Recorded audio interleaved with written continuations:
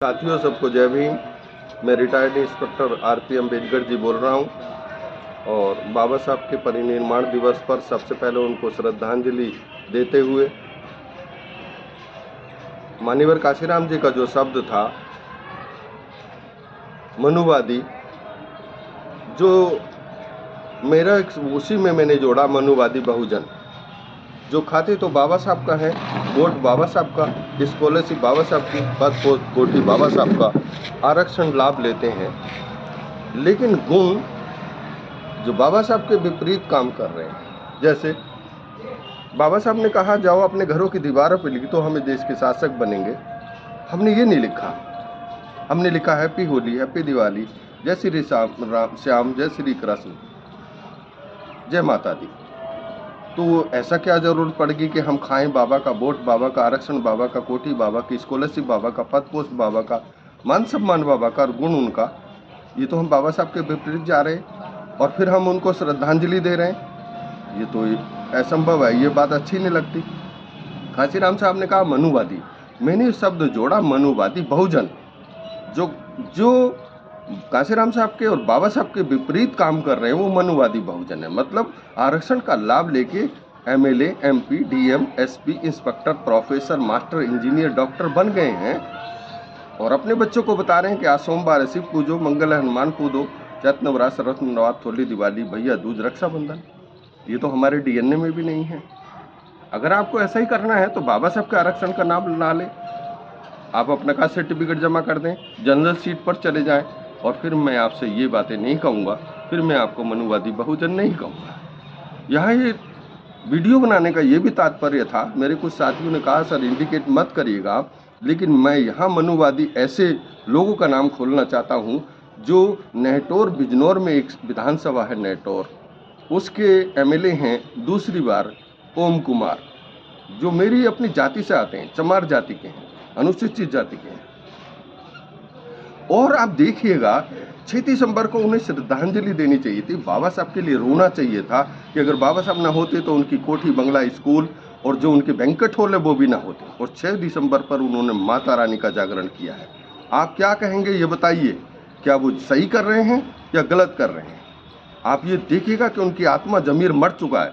भले ही वो विधायक बीजेपी के हैं, भले ही बीजेपी के वोटों से वो जीते हों, लेकिन बाबा साहब का सीट आरक्षण का तो लिया है उन्होंने। तो क्या उनकी आत्मा मर गई है, उनका जमीर मर गया है?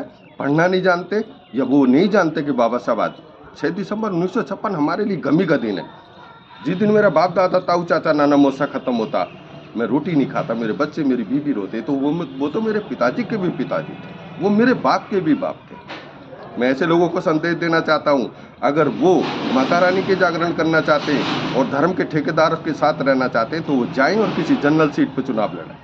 अगर उनके अंदर कुव्वत है, अगर उनके अंदर ताकत है, उनके अंदर सारी सब वो है कि मैं कोई ऐसा नहीं है कि मैं जनरल सीट पे चले जाएं और जनरल सीट पे जाके वो चुनाव लड़ें। मैं उनसे ये नहीं कहूँगा कि वो 6 दिसंबर को जागरण करें या कांवड़ लाएं या पूजा पाठ करें, फिर मैं नहीं कहूँगा। लेकिन अगर वो शेड्यूल कास्ट सीट पर चुनाव लड़ेंगे और बाबा साहब की विपरीत विचारधारा, मतलब बाबा साहब का कहना नहीं मानेंगे, तो फिर मैं नहीं, मेरे जैसे हजारों लाखों लोग, हजारों, चाहे वो कोई हो, ओबीसी हो, अल्पसंख्यक हो, वो उनका विरोध करेगा और विरोध करना भी चाहिए। इस संसार में, इस भारत में, ये भारत संकट के दौर से गुजर रहा है, संकट के दौर से गुजर रहा है यहाँ।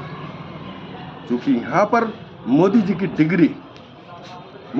डिग्री को ना कोर्ट भी कह रहा है, हम कोर्ट को भी चैलेंज कर रहे हैं।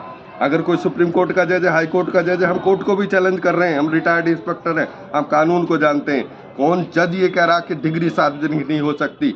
वो क्यों कह रहा, वो जज क्यों कह रहा कि डिग्री सार्वजनिक नहीं हो सकती? हर एक 4th क्लास वाले की भर्ती होती है, चपरासी की आइडियल पीडब्ल्यूडी एजुकेशन शिक्षा विभाग, पुलिस में चपरासी की भर्ती के लिए डिग्री दी जाती है, उसका करेक्टर सर्टिफिकेट पुलिस से वेरिफिकेशन लिया जाता। तो इस देश के प्रधान का क्या डिग्री नहीं दिखाए? ऐसा कौन सा दिक्कत है कि भाई डिग्री नहीं दिखाए? तो ये देश कहाँ जा रहा है? आप ये मेरी बातों को मत देखिए, लेकिन ये सोचिए कि आपका आत्मा मन जबीर क्या कह रहा है।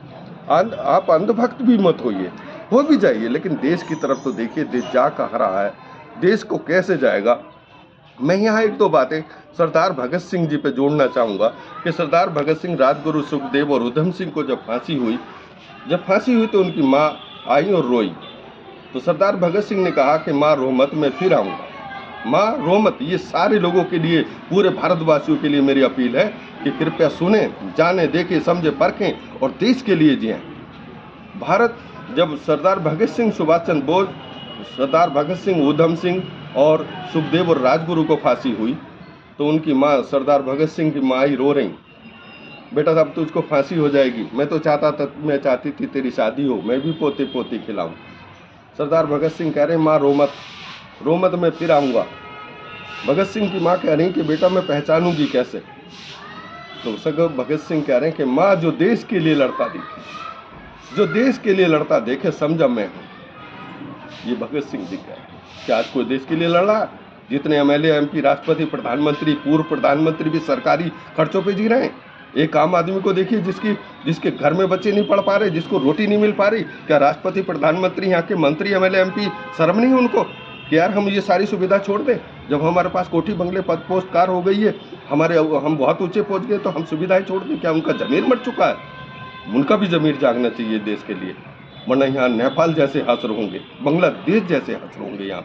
यहाँ जनता ना ऊब चुकी है अब इन लोगों से, इन भ्रष्ट राजनीतिज्ञों से ऊब चुकी है। आप कैसी स्थिति में आप जीना चाह रहे हैं? क्या भारत के लिए देना चाह रहे हैं? फिर सरदार भगत सिंह दूसरी बात कह रहे हैं, अगर मैं चाहता हूँ बुद्धिजीवी, professional, master, doctor, engineer, MP, MLA भी पढ़ें। क्या कुर्बानी उन्होंने इसलिए दी थी कि ये मौज मारेंगे हम?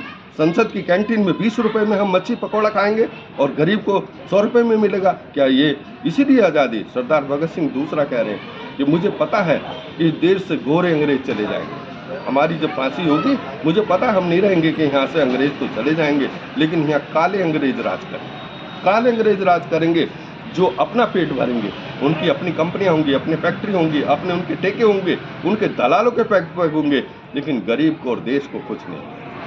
वो जानते थे कि यहाँ साम्राज्यवाद नहीं आएगा, समाजवाद नहीं आएगा, गरीब वैसी स्थिति में रहेगा। यहाँ शिक्षा देख लीजिए, यहाँ जो शिक्षा दोहरी परिणाम ले लिए, एक अमीरों के लिए है, एक गरीबों के लिए शिक्षा है। एक अमीरों के गरीबों के लिए शिक्षा है तो कृपया ऐसा करिए शिक्षा मंत्री और भारत सरकार के प्रधानमंत्री, राष्ट्रपति, जब शिक्षा अलग अलग है तो टेस्ट भी अलग अलग कर दीजिए। लेकिन कॉन्वेंट का बच्चा और प्राइमरी का बच्चा जब टेस्ट देने जाएगा, सब इंस्पेक्टर का, लेखपाल का, तहसीलदार का, पीसीएस का, तो टेस्ट एक ही होगा। यार ये कैसी विषम परिस्थितियां है कि टेस्ट एक होगा? ऐसा नहीं होना चाहिए। और आप अस्पतालों को देख लीजिए, अस्पतालों में कैसा महंगा खर्च है, लूट मची है। मरे हुए आदमी का अगर अस्पताल में चला जाए उसका भी बिल बना देते हैं। लेकिन यहाँ तो अंधभक्त पड़े हैं, यहाँ तो पत्थर में जान डाली जा रही। हम मोदी जी से पूछ रहे कि मोदी जी जब आप पत्थर में जान डाल सकते हो तो आपके माँ पिताजी मरे थे तो आपने तब क्यों नहीं जान डाली उसमें? हम मोदी जी से पूछ रहे हैं कि मोदी जी और योगी जी भी बताएं कि यहाँ कौन सा काम हो रहा है गरीबों के लिए। 5 किलो राशन देके आप उसको नकारा बनाना चाहते हैं? आप उसे रोजगार दीजिए, फैक्ट्री दीजिए और उसको रोजगार से जोड़िए। महंगाई देख लीजिए, 150 रुपये किलो रिफाइंड है, 150 रुपये किलो दाल है, और मजदूरी देख लीजिए। लेकिन उन्हें क्या फर्क पड़ रहा? वो तो संसद की कैंटीन में 20 रुपये में भरपेट खा रहा, बकरा खा रहे, मच्छी खा रहे, चाय पी रहे, पकौड़ा खा रहे, उन्हें कोई नहीं फर्क पड़ता। मेरा निवेदन है इस देश के सारे माननीयों से, सारे राज्यपालों से, सारे मंत्रियों से, पूर्व मंत्रियों से, राष्ट्रपति से, पूर्व राष्ट्रपति से, गवर्नरों से कि वो अपनी सुविधाएं छोड़ें। जो उनके पास तो इतना बहुत कुछ है, अपनी पेंशन छोड़ दें, अपना बंगला छोड़ दें, बिजली का बिल दें, ट्रेन का बिल दें, सब बिल दें। मेरा निवेदन है उनसे, अगर भारत के लिए, गरीबों के लिए कुछ वो करना चाहते हैं तो ऐसा कुछ करें।